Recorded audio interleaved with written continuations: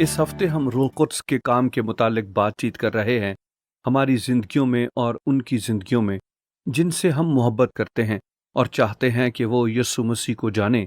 इसलिए आज हम अपनी जिंदगी में रूह कुद्स के काम पर बात करेंगे।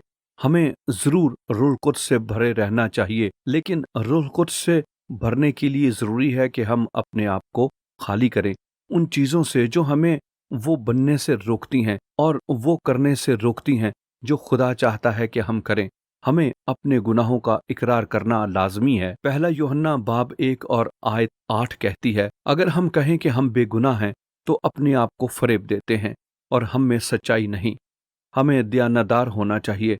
अगर हम रूह कुद्स से भरे होने को हैं तब हमें खुदा के साथ और अपने साथ दयानतदार होना है। इसका मतलब क्या है?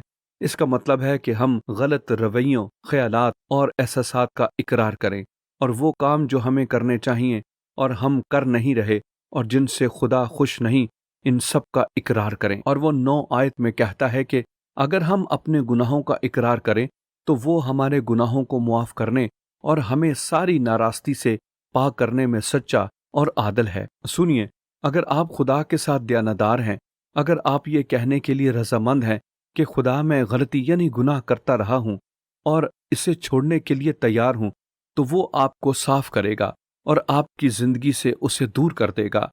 आपकी जिंदगी इस हालत में होगी कि वो आपको रूह कुद्स से भर देगा। इसलिए रूह कुद्स से भरने से पहले हमें अपने आप को मरकज में रखने से, खुद गर्जी के इस ख्याल से कि हम खुद मसीही जिंदगी गुजार सकते हैं और हम गवाही दे सकते हैं, अपने आप पर भरोसा करने की कोशिश करना, सब कुछ जो खुदा को खुश नहीं करता उससे अपने आप को खाली करना है। अपने आप को साफ नहीं कर सकते, लेकिन यीशु करेगा। अगर आप दयानतदार होंगे, आप अपने गुनाहों का इकरार करेंगे, जहां आप नाकाम हुए हैं वो आपको साफ करेगा।